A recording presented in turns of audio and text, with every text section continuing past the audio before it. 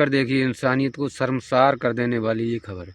कोई भी व्यक्ति आपके घर में 2 सालों से रह रहा हो और जिसको आपकी पत्नी उसको भाई कहकर बुलाती हो और बच्चे उसको मामा कहकर बुलाते हो, और एक नहीं बल्कि 2-2 शख्स उसी घर में रह रहे थे। संभल की रहने वाली रूबी ने अपने पति के साथ जो किया, उसे सुनने के बाद वाकई में आपके पैरों तले ज़मीन खिसक जाएगी। उसने अपने पति की हत्या की उन लोगों के साथ मिलके जिनको वो भाई मानती थी अभी तक, और जिसको उसके बच्चे मामा बोलते थे, उनके साथ मिलके उसकी हत्या कर देती है और हत्या करने के बाद बॉडी को ठिकाने लगाती है। लेकिन उसके साथ ये शायद उसकी आखिरी गलती होती है। 2 दिसंबर 2025 को पुलिस स्टेशन जाती है और वहां जाने के बाद अपने पति की गुमशुदगी की एफआईआर भी दर्ज करवाती है। लेकिन कहते हैं कि कातिल चाहे कितना भी होशियार क्यों न हो, कोई न कोई सुराग छोड़ ही देता है। यहाँ पर भी ठीक वैसा ही हुआ। पुलिस ने शिकायत दर्ज करके जांच जब शुरू की, तब उसमें जो निकल कर सामने आया, उसे सुनने के बाद लोगों की पैरों तले ज़मीन खिसक गई। अब कहानी को थोड़ा रिवाइंड लेते हैं और शुरू से अंत तक जानते हैं। नमस्कार दोस्तों, कैसे हो आप लोग? उम्मीद करता हूँ सब ठीक ही होंगे। ये जो सच्ची घटना हम आपको सुनाने जा रहे हैं, ये उत्तर प्रदेश के संभल ज़िले के अंदर चंदौसी थाना क्षेत्र की ये घटना है, जहाँ पर रहने वाले जो रवि कुमार जो था, जो इसमें पीड़ित है, उसकी हत्या हो जाती है। वो दरअसल चंदौसी थाना क्षेत्र के छोटे से गांव में ही निवास करता था, वहीं पर वो रहता था। आए दिन आप लोगों ने सुना होगा, कई बार गांव समाज में छोटे मोटे झगड़े, आपसी ज़मीनी विवाद को लेकर के तरह तरह के बने रहते हैं। उसका भी एक गांव में विवाद चल रहा था ज़मीन को लेकर के। एक दिन उसकी पत्नी रूबी ये कहती है कि हम अपने भाई को बुला लेते हैं और हमारे भाई आएंगे और आपकी मदद करेंगे, इसमें आपको हर तरीके की राहत भी दिलवाएंगे। अब शायद वो नहीं जानता था कि भाई है, कौन नहीं है। उसने कहा चलो ठीक है, बुला लेते हैं। अभिषेक और रवि 2 लोग उसके घर पे आते हैं, रूबी के घर पे और रवि के घर पे आते हैं, रहते हैं, पूछते हैं ये कौन है, तो बताती है कि ये मेरे भाई हैं, चचेरे भाई हैं और ये आपकी हेल्प करेंगे। और उन्होंने जैसे तैसे करके जो विवाद चल रहा था, आए लोगों से बातचीत करने के बाद कुछ विवाद थोड़ा बहुत डाउन भी हुआ, नॉर्मल हुआ। उसके बाद वो लोग, दोनों लोग वहीं पर रहने लगते हैं। अब रहते रहते काफ़ी समय बीत चुका था। अब रवि इस चीज़ से वाकिफ़ नहीं था कि जो उसके साले बन कर के, उसके बच्चों के मामा बन कर के जो रह रहे हैं, वो दरअसल 2 के दोनों इस रूबी के बॉयफ्रेंड हैं। अब कहते हैं कि चोर अगर 10 दिन चोरी करता है तो एक ना एक दिन तो उसका खुलासा भैया होता ही है और वो पकड़ा ही जाता है। कई दिनों से इनका संबंध अच्छा खासा चल रहा था। एक दिन रवि जाता है घर पे, कह के जाता है कि हम कोर्ट जा रहे हैं, शाम तक वापस आएंगे। उस दिन दरअसल होता कुछ ऐसा है कि कोई कागजात उसका घर पे छूट गया होता है, जो ज़मीन से रिलेटेड विवाद था उसका। और वो घर पे आता है अपने कागजात को देखने के लिए, और इस गलत परिस्थिति में देखता है अपने साले को, यानी कि अपने बच्चों के मामा को और अपनी वाइफ को, दोनों को गलत पोजीशन में देख लेता है, पकड़ लेता है। जिसके बाद वो आग में लाल बबूला होता है, बहुत धमकाता है, कहता है कि आप मेरे घर से चले जाइएगा, यहाँ से निकल जाइएगा। लेकिन उसकी पत्नी जैसे तैसे उसको समझाती है, समझाने के बाद मामले को शांत कर लेती है। अब रवि आए दिन इस तरीके की बातें करता रहता था। एक उसके दूसरे तीसरे दिन की बात है, 2-3 दिन बाद रवि की पत्नी रूबी ने मिलकर के और जो 2 लोग गेस्ट बनकर के घर पे रह रहे थे, उन लोगों ने मिलकर के एक मिस्ट्री का प्लान बनाया। प्लान तो भैया इतना परफेक्ट था कि किसी को कानो कान कोई खबर नहीं थी।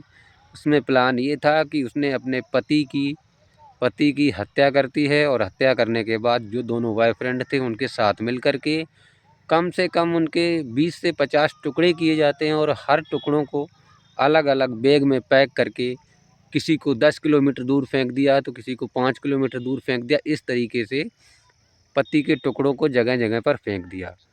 अब आसपास के लोग, मोहल्ले के लोग भी पूछे कि भैया रवि भैया नहीं दिख रहे हैं, तो वो कहाँ हैं? तो आए दिन घुमा फिरा करके बातें ये बताया करती थी, ये रूबी और इसके 2 बॉयफ्रेंड दोनों ही। 1 या 2 दिन बीतता है, इनके दिमाग में और कुछ चल रहा था। इन्होंने सोचा कि इसमें तो किसी न किसी दिन खुलासा हो सकता है। अब ये लोग भैया चंदौसी थाना क्षेत्र में जाते हैं, चंदौसी थाने में जाते हैं। वहाँ जाने के बाद रूबी जो हैं वो कहती हैं कि साहब हमारे पति कई दिनों से लापता हैं और आप इनकी एफआईआर दर्ज कर लीजिएगा, इनको ढूंढ दीजिएगा। तो थाना अध्यक्ष जो होते हैं वो इनको प्रार्थना पत्र देती हैं और देने के बाद इनकी जो है गुमशुदगी की एफआईआर दर्ज कर ली जाती है। कहाँ से लापता हैं, किस तरीके के कपड़े पहने हैं, क्या कद काठी है, सारी कुछ कैटेगरी लिख करके इनकी रिपोर्ट चंदौसी थाना क्षेत्र में लिख ली जाती है। इसके बाद ये लोग घर पे आ जाते हैं। अब इन लोगों ने कोई ज़्यादा कुछ उसमें दिलचस्पी नहीं दिखाई कि मिले कि नहीं मिले। जैसे कोई भी आदमी जब गुम होता है, गायब होता है, तो बार बार थाने जा कर के पूछने की कोशिश करता है कि क्या हुआ, मिले कि नहीं मिले। लेकिन पुलिस को भी कई एक काम रहते हैं, पुलिस ने भी ज़्यादा कुछ उसमें इंटरेस्ट नहीं दिखाया। एफआईआर ज्यों की त्यों थाने में लिखी हुई रखी रहती है। 5-7 दिन का समय बीतता है। अब ये एफआईआर जो लिखी गई थी 2 दिसंबर 2025 को लिखी गई थी। अब 10 दिसंबर 2025 आती है। उस दिन चंदौसी थाना क्षेत्र के अंदर एक ग्रामवासी लोग जो होता है वो फ़ोन करता है कि भैया यहाँ पर किसी की लाश के कुछ टुकड़े पड़े हुए हैं और एक बैग पड़ा हुआ है, जिसको जो है देखिए आकर के ले जाइए। ये पुलिस के पास फ़ोन पहुँचता है। चंदौसी थाना अध्यक्ष और भी कई पुलिस टीम वहाँ पर मौके पर पहुँचते हैं। मामले की जांच पड़ताल करते हैं तो सिर तो था नहीं, केवल बॉडी के कुछ पार्ट ही थे, जिसमें एक हाथ था और बाकी के छोटे छोटे टुकड़े थे। तो एक हाथ जो था उस पर राहुल लिखा हुआ था, टैटू से राहुल गुदा हुआ था। अब पुलिस को कहीं ना कहीं पे शक होता है कि हो सकता है ये बॉडी उसी की हो। पुलिस आसपास के सभी थानों में सूचना देती है कि अगर कोई राहुल नाम का व्यक्ति अगर गायब हुआ हो तो कृपया उसकी हमें इन्फॉर्मेशन भेजिएगा। लेकिन भैया वहाँ पे तो रागताग ही पूरा उल्टा होता है। अब उसी थाने में एक गुमशुदगी की कंप्लेंट निकलती है जो हफ्ते भर पहले लिखी हुई थी कि एक राहुल नाम का शख्स है जिसकी उम्र 26 वर्ष की है और वो पिछले कई दिनों से लापता है और उसकी पत्नी रूबी ने ये रिपोर्ट लिखवाई है। अब भैया उस बॉडी की शिनाख्त करने के लिए इस रूबी महिला को बुलाया जाता है और बुलाने के बाद जब उससे जांच पड़ताल की जाती है, दिखाया जाता है, तो वो लाश को ठीक से देख भी नहीं पाती और तत्कालीन मना कर देती, कहती है नहीं ये राहुल नहीं हो सकता, मैं इसको नहीं जानती हूँ। पुलिस को यहीं से थोड़ा सा डाउट होता है और डाउट होने के बाद फिर से वो दिखाते हैं, कहते हैं ये हाथ भी है, इस हाथ पे जो है राहुल लिखा हुआ है, अगर देखिए ऐसा कुछ होता है तो। लेकिन वो साफ साफ मना कर देती है, कहती है ये राहुल नहीं है। अब पुलिस की शक की सुई रूबी के ऊपर अड़ जाती है। पुलिस जांच पड़ताल शुरू करती है। सबसे पहले इस रूबी का फ़ोन ट्रेस करती है, कॉल की डिटेल वगैरह, फ़ोटोज़ वगैरह। जब फ़ोन पुलिस अपनी हिरासत में लेती है तो फिर फ़ोन को जब चेक किया जाता है तो साहब कमाल कर देने वाला मामला निकल के सामने आता है।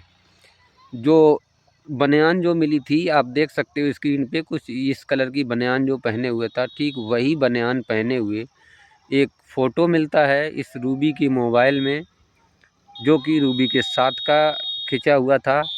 और पुलिस के तो पैरों तले ज़मीन खिसक जाती है। उसके बाद अब रूबी के पास कोई ऑप्शन नहीं था बचने का, सबसे पहला सबूत यही मिल चुका था।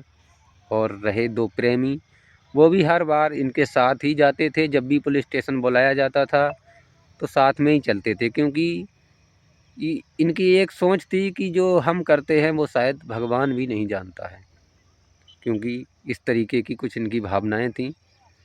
तो जब भी साथ में ही जाते थे, अब पकड़े भी साथ में ही गए। जब पुलिस ने सख्ती से पूछताछ की तो फिर पहले तो इधर उधर घुमा फिरा करके जवाब दिया, और जब पुलिस ने सख्ती से पूछताछ की तब ये रूबी जो होती है ये टूट जाती है अपने आप को। हालांकि आप लोगों ने सुना होगा कि पुलिस जब किसी भी केस की अपनी ईमानदारी और सच्चाई से जांच करती है तो दुनिया का कितना भी बड़ा मुजरिम क्यों ना हो, सच उगलना उसकी मजबूरी आ जाती है। ठीक वही इसके साथ हुआ। रूबी को सच्चाई उगलवाई पुलिस ने। रूबी ने सारा कुछ बताया कि हमारे साथ ये 2 सालों से ये लोग हमारे घर पे रह रहे थे, हमारे पति को कानो कान कोई खबर नहीं थी, लेकिन एक दिन की छोटी सी चूक से जो है हम लोग कुछ इस तरीके से गलत अवस्था में थे। जिस दिन हमारे पति वापस आ गए जल्दी से, उस दिन उन्होंने देख लिया था। पुलिस कहीं न कहीं पर ये बात सोचती है कि क्यों ना कुछ और देखा जाए। तो पुलिस जब रूबी के घर पे जाती है और पूछताछ करती है, इसके मृतक रवि के 2 बच्चे भी होते हैं। एक लड़का होता है जिसकी उम्र 9 वर्ष की होती है और एक लड़की सबसे बड़ी होती है जिसकी उम्र 12 वर्ष की होती है। अब पुलिस जाकर के जब बच्चों से पूछताछ करती है, हालांकि बच्चों की तस्वीर हम दिखा नहीं सकते हैं, इसलिए हम आपको बता देते हैं। बच्चों से जब पूछताछ करती है तो वो तो सिलसिला कई दिनों से चल रहा था। बड़ी लड़की जो बताती है कि ये आए दिन इस तरीके की मतलब बातचीत करता रहता था अभिषेक लड़का जो था, कि अब हम तुम्हारे पापा को ख़त्म कर देंगे, हम तुम्हारे पापा बन जाएंगे, हम तुम्हारे लिए सब कुछ रहेंगे। और इस बच्ची को इतना डरा धमका के रखा हुआ था कि वो कुछ किसी से कहने की हिम्मत नहीं जुटा पा रही थी। हालांकि जब पुलिस ने अपने तरीके से जब बच्चों से उस तरीके से पूछताछ की तो बच्चों ने भी पूरी सच्चाई बताई और सच्चाई बताने के बाद पुलिस ने इन तीनों को पकड़ के फ़िलहाल अरेस्ट करके जेल में भेज दिया है। पुलिस का कहना है कि इन मुजरिमों को कड़ी से कड़ी सज़ा दी जाएगी। अब आप ज़रा सोच कर देखिए इस कहानी को, कि इंसानियत को कितनी शर्मसार कर देने वाली घटनाएं अब निकल कर के सामने आती हैं। इन कहानियों को सुनने के बाद आप थोड़ा चौकन्ने हो सकते हैं, थोड़ा सतर्क हो सकते हैं। किसी को आने वाले किसी के साथ कुछ होने वाला संभावना हो जिसको आप समझ सकते हैं, दूसरे को जागरूक कर सकते हैं। तो दोस्तों, इस कहानी को सुनाने का उद्देश्य किसी को परेशान करना या किसी का दिल दुखाना नहीं है, बल्कि आपको जागरूक करना है, आपको सचेत करना है। आप लोग सुरक्षित रहें, अपना और अपने परिवार का ख्याल रखें।